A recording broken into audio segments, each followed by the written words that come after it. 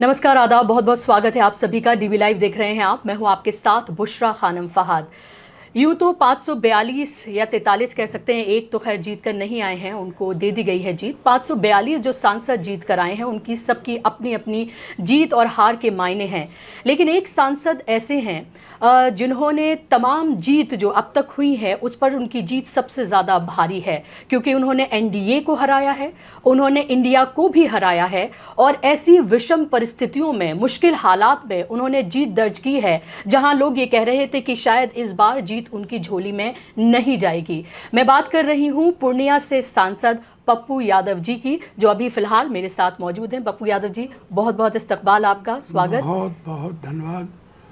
और मेरी ओर से आपके चाहने वाले सभी लोगों को और देश के लोगों को ढेर सारी प्रणाम और सलाम दोनों। जी, सबसे पहले तो आपको ढेर सारी मुबारकबाद।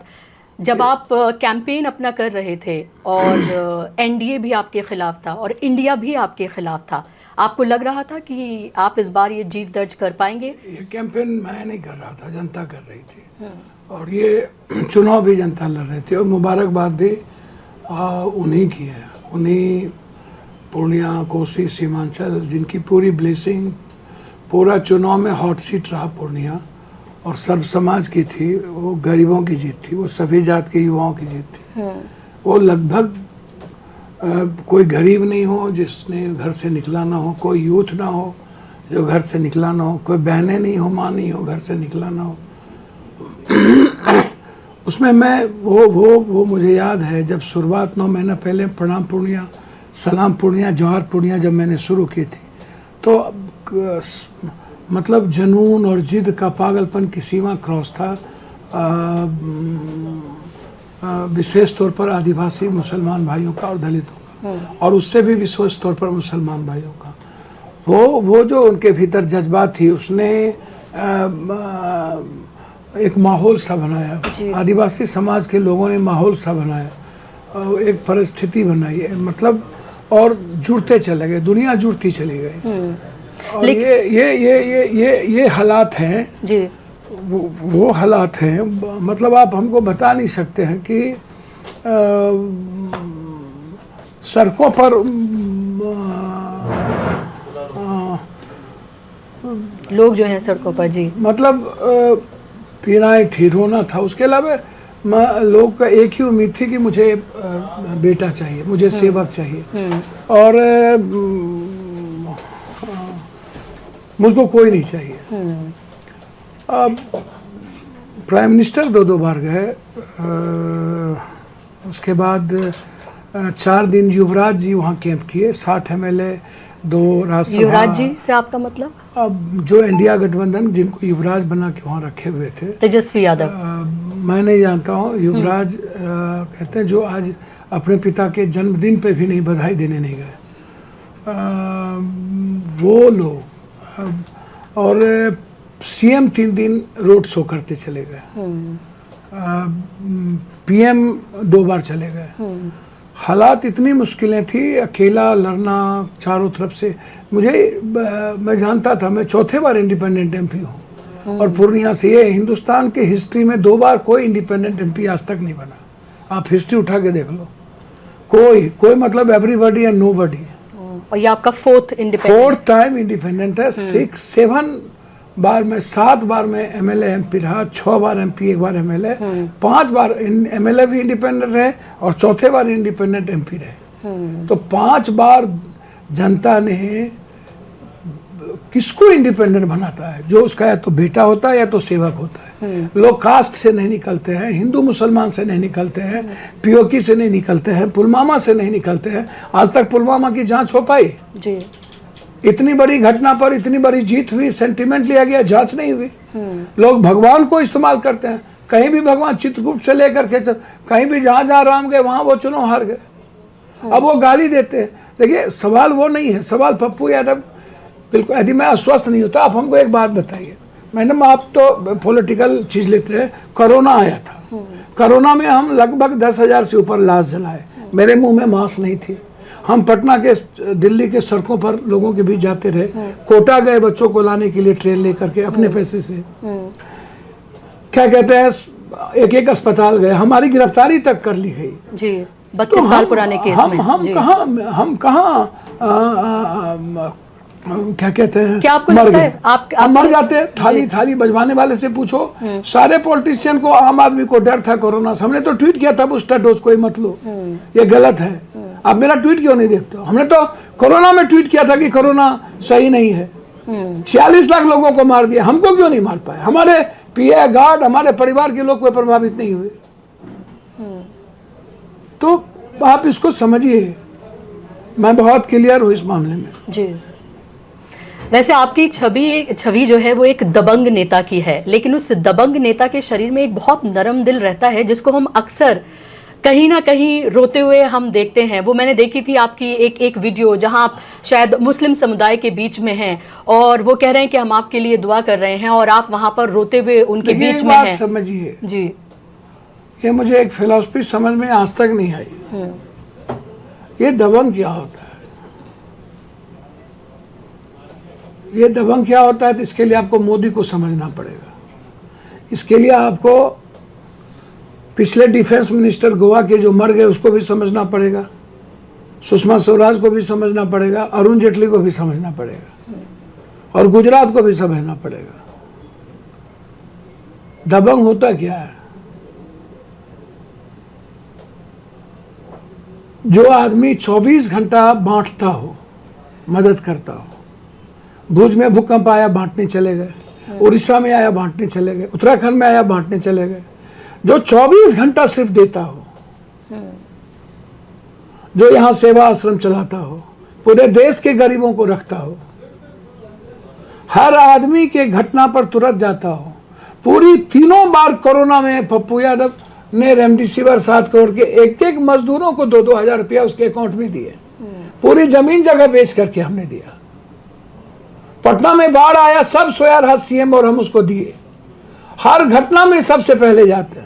जब अपनों से दर्द होता है ना, अपना जब बिछड़ता है या अपना जब दगा देता है तब आंसू आता है, या जब अपने लोगों की जिंदगी लौटती है तब आंसू आता है। आंसू कब आते हैं?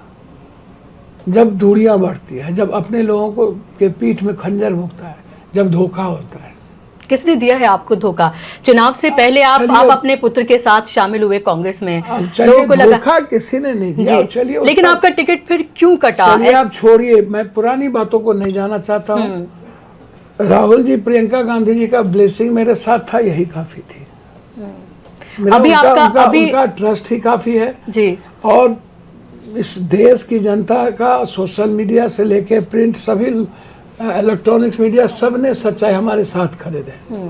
सबकी ब्लेसिंग थी, सबका आशीर्वाद है और वो आशीर्वाद जनता की जनभावनाओं के लिए है और बिहार के विकास के लिए है, आम आदमी के और गरीबों के आंसू पोंछने के लिए। अभी आपका स्टेटस क्या है? आप कांग्रेस में हैं?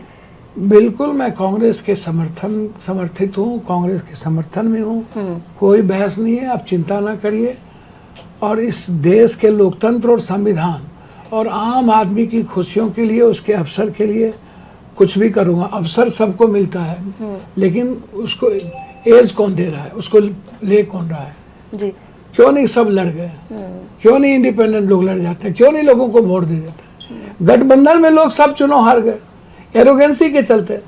आपने कन्हैया को टिकट नहीं दिया, आपने साबुद्दीन जी की पत्नी को टिकट नहीं दिया, कन्हैया चुनाव जीत जाते। आपने क्यों किया देश के साथ ऐसा? आप मेरे जिद के कारण, आप अपने जिद के कारण उस इलाके का सारा सीट आप हार गए। मधेपुरा, अररिया, किशनगंज, सभी टोटल सीट आप हार गए। आप अपना गोपालगंज जहाँ घर है वहाँ चुनाव नहीं जीत पाते हैं। आप छपरा हार गए, साबुद्दीन साहब की पत्नी को आपने जबरदस्ती टॉर्चर किया। आप सभी जगह राहुल गांधी जी नहीं आते, आड़ा और अंतिम में आप तो 7वें चरण में जीते, वो भी पवन सिंह के चलते। जब कुशवाहा वोट इंडिया को टर्न ऑफ लिया उसके बाद आप जीते। लेकिन सवाल ये उठता है कि MY की जो बात की जाती है फैक्टर की, मैटर ही नहीं। मैं आपसे एक सवाल पूछ रही हूँ। वो MY फैक्टर को कहीं ना कहीं खत्म किया अखिलेश यादव ने अपने उत्तर प्रदेश के चुनाव में, और एक सोशल इंजीनियरिंग की। उसके सोशल इंजीनियरिंग यदि किसी ने की ना, अखिलेश जी तो एक बैलेंस किया और एक सिविलाइजेशन दिखाई। उसका नाम राहुल गांधी और प्रियंका गांधी है। लेकिन इनके सभा प्रियंका गांधी पहले ही कर चुकी हैं, और राहुल गांधी जी का वो एक संविधान ओबीसी, उसके सबने आलोचना की, वो नहीं छोड़ा उस लाइन को। और एसटी एससी, मायावती अखिलेश जी जब चुनाव लड़े थे तब भी दलित अखिलेश जी को वोट नहीं दिया था।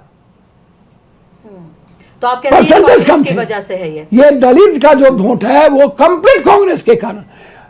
अखिलेश जी ने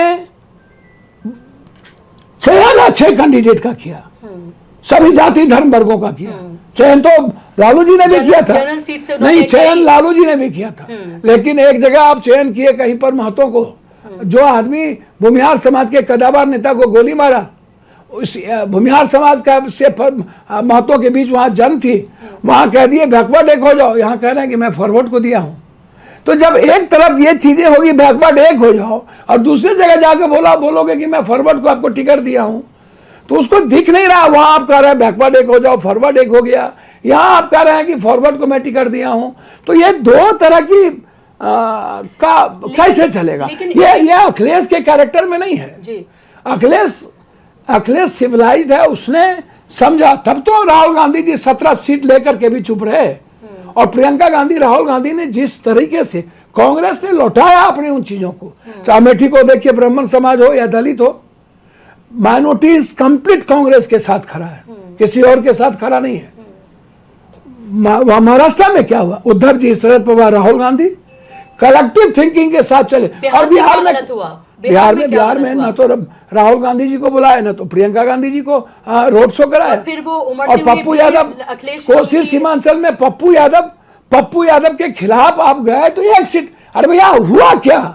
मैं तो आप ही से पूछ रहा हूं, हुआ क्या? लेकिन तेजस्वी यादव की सभाओं में उमड़ती हुई भीड़, कोई भीड़ नहीं थी। वो यादव की जगह पर आप जाके गिराइएगा, और छोटे छोटे बच्चे हो करेगा, हरा गमछी को घुमाइएगा। अखिलेश जी ने तो कहीं नहीं हरा गमछी को घुमाया, माथा में पगड़ी बनवाया। लेकिन बात तो वो भी संविधान बचाने की, लोकतंत्र बचाने की, जातिगत भैया मैं कह रहा हूँ नौकरियों की, ये तो कर रहे थे। मुझे तो समझ में नहीं आता, आचरण में भी तो दिखने की जरूरत है ना। चिंतन आप खाली भाषा में बोलिएगा, आप कहिएगा कि माँ बाप, और फिर आप दे दीजिएगा किसी, कहिएगा कि फॉरवर्ड एक हो गए हैं, बैकवर्ड एक हो जाओ, वो जाते एक हो गया, तुम जाते एक हो जाओ। आप इसको समझिए। और आप ये हेलीकॉप्टर पर केक काट रहे हैं, हेलीकॉप्टर पर आप जाकर के क्या कहते हैं, मछली भात खा रहे हैं, और किसी कांग्रेस, किसी माले को आप एक बार कम ले तक नहीं गए। माले के इतने बड़े नेता, माले के कारण हम जीते हैं साउथ में, और कुशवाहा के कारण। कुशवाहा समाज और माले नहीं होता, और राहुल गांधी का प्रोग्राम नहीं होता, तो 7वें चरण में 5 सीट नहीं आती, बिल्कुल नहीं। लेकिन जहां वो गया सब जगह हारा जी। लेकिन तेजस्वी यादव ने जैसे ही क्यों उस पर बार बात इसलिए कर रही हूँ क्योंकि आप ये देखिए कि इनको बिहार में कहा गया कि एक चेहरे के तौर पर अकेले वो लड़े हैं, वो जीतकर आएंगे, और एक उम्मीद थी कि इंडिया गठबंधन अच्छा करेगा बिहार में। भैया मैंने आपको पहले ही कहा, इसके कब जीते हैं गठबंधन, अलग कर दीजिए, कब जीते हैं? गोपालगंज घर है ना उसका, क्यों नहीं जीते? सिवान क्यों नहीं जीते? छपरा क्यों नहीं जीते? हाजीपुर में वो विधायक है ना, राघोपुर में, क्यों नहीं जीते? क्यों नहीं जीते? हाजीपुर क्यों नहीं जीते? उसका एक भाई समस्तीपुर में है ना विधायक, क्यों नहीं जीते? मधेपुरा से आप क्यों नहीं जीतते हैं? बार बार छोड़िए जीकर। चलिए ठीक है। आप अब मुझे ये बताइए कि इंडिया गठबंधन की स्थिति को आप मुझे बताइए कि अभी जेडीयू के पास 12 हैं, लेकिन लग रहा था कि सबको उम्मीद है कि ये 2 बैसाखियों पर टिकी हुई सरकार है और ये कभी भी गिर सकती है। आप इंडिया गठबंधन की स्ट्रैटेजी क्या है आगे? मैं तो नीतीश कुमार जी का हाथ जोड़ के पैर पकड़ता हूँ, नीतीश जी बचा लीजिए, बिहार को बचा लीजिए। नीतीश जी का अपमान किया इन लोगों ने। नीतीश जी को मंत्रिमंडल में नहीं जाना चाहिए था, नीतीश जी को विशेष राज लेना चाहिए था, विशेष पैकेज लेना चाहिए था, बिहार के लिए हाई डैम लेने की बात करनी चाहिए। और जो कांग्रेस नीतीश जी का जो ड्रीम सपना था, जातीय जनगणना और 69% आरक्षण और अग्निवीर को समाप्त करना, आप कहते पहले करो तब समर्थन देंगे। नहीं तो नहीं देंगे समर्थन। लेकिन केसी त्यागी कह रहे हैं इंडिया ने उन्हें प्रधानमंत्री बनने का ऑफर अरे किया है। भैया, तो मैं तो पैर पकड़ूंगा केसी त्यागी को, जल्दी से कहिए बन जाए। नीतीश कुमार महासदी के नायक हो जाएंगे, बिहार के पहले प्रधानमंत्री देश के होंगे। बिहार से, बिहार के सारे 14 करोड़ लोग भगवान की तरफ पूजेगा। बिहार न ओबीसी का ये जाति जनगणना करा दे, 69% आरक्षण देश में लागू तुरंत कर दे और अग्निवीर हटा दे। नीतीश कुमार जी के लिए इससे अच्छा मौका अंतिम में कुछ है ही नहीं। आखिर क्यों इतने मजबूर नजर आ रहे हैं, क्यों मजबूर इतने नजर आ रहे हैं नीतीश कुमार के? 12 सीट हैं, डिपेंडेंसी है उनके ऊपर सरकार की, उसके बाद भी एक एमओएस और एक कैबिनेट। भैया वो तो नीतीश बाबू ने समझेंगे। ललन बाबू तो अच्छे काबिल आदमी, हो तो कह दिए थे रेलवे मिलेगा, अब दे दिया झुंझुना, तो वो ना समझेंगे। बिहार में तो बीजेपी, बिहार से नफरत है मोदी जी को क्या? बिहार में तो ना बीजेपी को दिया ना जदयू को दिया। सब खुश है कैबिनेट मिनिस्टर बन के। पहले भी कैबिनेट थे, कुछ हुआ आज तक? है हिम्मत ना, फर्स्ट बिहारी है, बिहारी है बिहार है, हिम्मत नीतीश जी दोनों आदमी में, मांझी जी में। तो सबसे पहले विशेष राज लीजिए और 69% आरक्षण जाति जनगणना कराइए, अन्यथा छोड़ दीजिए मंत्रिमंडल। और स्पीकर ले लिया ना बीजेपी जी, तो दल को तोड़ के रद्दी टोकरी में फेंक देगा। नहीं, कहा तो ये भी था कि अगर फाइनेंस मिनिस्ट्री भी बीजेपी रखती है और उसके बाद होम मिनिस्टर एक बार फिर से अमित शाह बनते हैं, तब भी शुरू हो जाएगा वही खेल पार्टियों को तोड़ने का। भैया पहले तो अमित शाह जी और नरेंद्र मोदी जी में जो डिफरेंसेस बढ़ा है वो दोनों ने देखे हैं। नंबर 2 को पीएम कब बनाएंगे ये तो नरेंद्र मोदी ने देखेंगे, अमित शाह जी को कब घोषणा करेंगे। और जो आरएसएस के भागवत जी ने जो कहा है उसको न देखिए कि किसी भी जाति, मणिपुर ने सभी धर्म जाति को लेके लास्ट में कहा है। क्या आप एरोगेंसी नहीं दिखा सकते? ये सही नहीं है। तो इसका मतलब है कि आरएसएस को 10 साल इन्होंने रेस्पेक्ट नहीं किया, तो आरएसएस के जो कैंडिडेट है वो बनेंगे पीएम। अब देख लेना जी, अब बेफिक्र रहिए। पहला झगड़ा है नंबर 1 नंबर 2 में, और तीसरा झगड़ा है नंबर 1 आरएसएस के बीच। तो क्या होगा? ये जो 3 चुनाव है ना, महाराष्ट्र, हरियाणा और झारखंड, जी, इतना दिन चुप रह जाए तो रह जाए, या बिहार के चुनाव साथे हो जाए, उसके बाद देखिएगा। और योगी आदित्यनाथ को की स्थिति को आप कैसे देख रहे हैं? जोगी बाबू तो बेचारे उदास हैं, भीतर से मारमाहत है, दुखी है, डरे हुए हैं, सहमे हुए हैं। जोगी बाबू का चेहरा नहीं दिख रहा। तो सारे धर्मों की भी बात कर रहे हैं भैया। जोगी बाबू तो बात भैया सारे धर्मों का इसलिए करेंगे, वैसे उससे पहले औरंगजेब की औलादों की हवा टाइट करवा रहे थे भैया। वही बात तो कह रहे हैं, वो सब कुछ भैया। मोदी जी का जैसे साउथ में इलेक्शन खत्म हुआ, साउथ को गाली दे दी, बोला साउथ गाली हमको दे रहा, तमिलनाडु राज करेगा, केरल राज करेगा, गाली दे दी। जिधर से जिधर गए उधर गाली दे दी। जो स्टेट जाते हैं कहते हैं कि मैं आपका बेटा हूं, नंबर 1 करूंगा। अब किस किस का बेटा है, कहां नंबर 1 करेंगे वो जाने जी। तो भैया उनके बारे में कुछ कहना बेकार है। मैं इतना जानता हूं कि अनुकंपा पर है, मोदी सरकार नहीं है, एनडीए की सरकार है। और यदि मोदी जी के बारे में नहीं जानते हैं चंद्रा बाबू नायडू, तो इस चैनल से जान लीजिए। मेघालय खत्म हुआ, जगन ने सपोर्ट किया, खत्म हुआ। उड़ीसा को खत्म किया। जिन जिन लोगों ने मोदी जी को सपोर्ट किया है, खत्म हुआ है। आप भी सपोर्ट कर रहे हैं, यदि पहले नहीं चाहते तो आप खत्म हो जाइएगा, ये याद रखिएगा जी। अभी की लोकसभा आप जो देख रहे हैं एनडीए की जो सरकार अभी बनी है, उसमें एक भी माइनॉरिटी का कोई एमपी नहीं है। माइनॉरिटीज का अब क्या करना? माइनॉरिटीज को लाके क्या करना है? अब वोट देते हैं, 5 किलो अनाज पर कहते हैं हमको वोट दो, नहीं दोगे तो पाप होगा, दे दोगे तो पुण्य होगा। लेकिन ना कोई मुस्लिम है, ना सिख, ना ईसाई कोई। भैया एक सिख अनुकंपा पर लाए ना बिट्टू को दौरा करके, वो मंत्री बना दिया उनको एमओएस, लेकिन कोई एमपी नहीं है, चुनकर नहीं आया है कोई। मैं वही कह रहा हूँ ना कि आप ये समझ लो, ये अल्पसंख्यक से चाहे ईसाई हो कोई हो, ये दलितों से नफरत करते हैं, आदिवासियों से नफरत करते हैं। इन्हें नफरत है समाज के गरीबों से, इन्हें किसी जाति से प्रेम नहीं है। इन्हें राजपूतों से नफरत है, ये मैं आप बता दूं। ये किसी जाति से प्रेम नहीं है। ये जहाँ जहाँ राम का पैर रखे वहाँ वहाँ चुनाव हार गया। ये हिंदू के, सनातन हिंदू के नहीं है।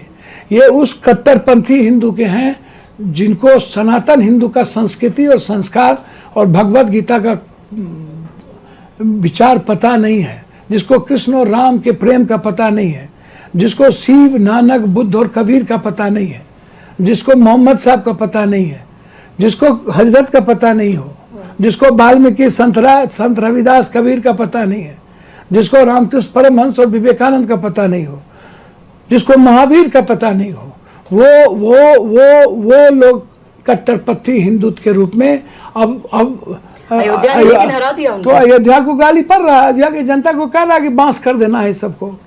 अयोध्या की जनता का पैसा रख लिए तो वोट देगा। जमीन हड़प के सब गुजराती को दे दिए, अब उसको वोट मांग रहे हो, अब जनता को गाली दे रहे हो। तो बनारस से हारते सर, बनारस से हारते। अगर इंडिया गठबंधन थोड़ी मजबूती से लड़ता और वहां पर अगर कैंडिडेट अगर प्रियंका गांधी हो जाती, लोगों का कहना है तो नरेंद्र मोदी भी हार सकते थे। अब तक के इतिहास रच दिया है उन्होंने। सिटिंग पीएम है वो सबसे कम मार्जिन से जीतने वाले। मैं तो कह ही रहा हूँ जी, मैं तो कह ही रहा हूँ मैं तो कह ही रहा हूँ। तो लास्ट बस आपसे मेरे सवाल, इंडिया भविष्यवाणी क्या आप करना चाहेंगे कि क्योंकि हम ज्योतिष हैं पॉलिटिकली समझ तो आपकी बहुत सर, बिल्कुल बहुत क्लियर है कि मैं इतना जानता हूँ कि नरेंद्र मोदी जी की सरकार अनस्टेबल है, विचारों के साथ नहीं मिलती है। चंद्रबाबू नायडू का जो स्टेटस है और जो साउथ के जो मिजाज हैं वो बीजेपी के साथ नहीं मिलता है।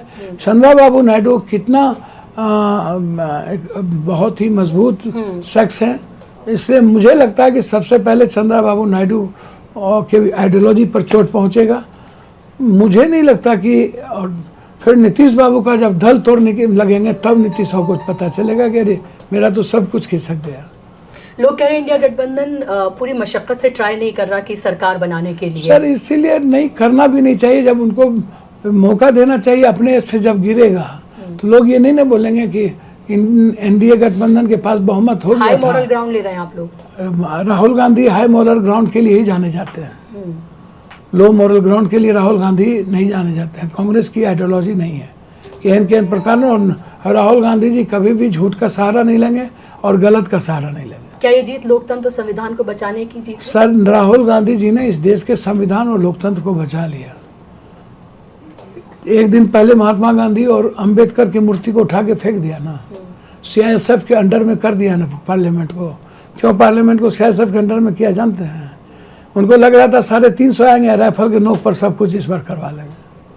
बड़ी बात बोल रहे हैं आप। गलत क्या बोल रहे हैं? सजा देवा और एक महीने के लिए इंटरनल सिक्योरिटी हटा दिया। अब बाबा साहब अम्बेडकर और गांधी का मूर्ति हटा दिया। सीआईएसएफ को अंडर में आप कैसे दे दीजिएगा भाई? मार लाठी भीतर में ठीक करवाती है। यदि 350 आता तो हम सही कर रहे हैं, गलत बात कर रहे हैं।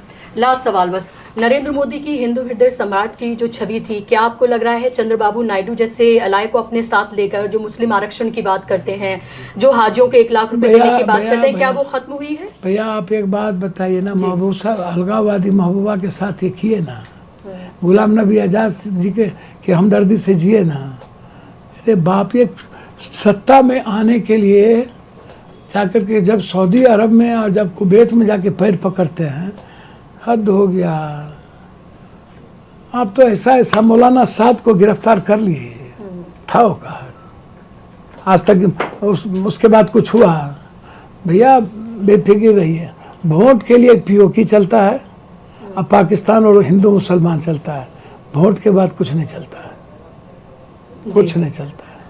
आप अपनी जीत का जब श्रेय देते हैं तो आप उसमें मुसलमानों का नाम जो है वो एक ही ब्रेथ में जब आप तमाम समाज बोलते हैं तो उसमें आप मुसलमानों का भी नाम लेते हैं। वो सबसे ऐसे वक्त में पप्पू यादव जी के जब लोग नाम नहीं लेते मुसलमानों का, 200% मुसलमानों ने हमको वोट दिया। 85 से 92% मुसलमानों ने हमको वोट दिया। एक वोट दूसरी पार्टी को नहीं दिया, दूसरे वर्कर को नहीं दिया, सिंगल। और सभी जाति के लोगों ने वोट दिया। कुशवाहा समाज, जो कुशवाहा लड़ रहे थे, उसकी जाति के लोग हर बूथ पर हमको वोट दिया। भूमिहार समाज 80%, ब्राह्मण, राजपूत, वोट सारे लोगों ने वोट दिया। सबसे ज्यादा मुसलमान से भी ज्यादा किसी ने वोट दिया तो वो गरीब है। अब समझिए, वो 100 में 100 वोट दिया। तो इसीलिए मैं इतना कह सकता हूँ, यदि माहौल बनी तो उस पर देन है मुसलमानों की और आदिवासियों की। बहुत क्लियर मैं 10 बार बोला हूँ, और युवाओं की लास्ट है और गरीबों का। आपको लोकसभा में गरजते हुए देखेंगे। पूर्णिया की जनता के लिए आप क्या करेंगे आगे? पहला दिन ही सुन लीजिएगा क्या करेंगे। पहला दिन ही आवाज उठेगा नीट्स के मामले को लेकर। ओथ पे जाएंगे, नीट्स का मामला पहले उठाएंगे तभी ओथ लेंगे जी। पहला दिन मामला उठेगा नीट्स का। एग्जामिनेशन को खत्म करो, इंक्वायरी करो। पहला दिन ही ये सवाल उठेगा। पहला दिन इस देश के युवाओं की आवाज होगी। बहुत बहुत शुक्रिया पप्पू यादव जी, आपने अपना कीमती वक्त दिया। अस्सलाम वालेकुम सबको, बहुत बहुत धन्यवाद। तो ये थे पप्पू यादव जी, जो अपनी बेबाक अपनी राय के लिए, बेबाक तरीके से अपनी बात रखने के लिए वो जाने जाते हैं। तमाम उन्होंने मुश्किल सवालों के जवाब दिए हैं, और अब देखते हैं कि जब वो लोकसभा में जाते हैं एक पार्लियामेंटेरियन के तौर पर, तो उनकी आवाज़ वहाँ पर हमें किस तरह से सुनने के लिए मिलती है।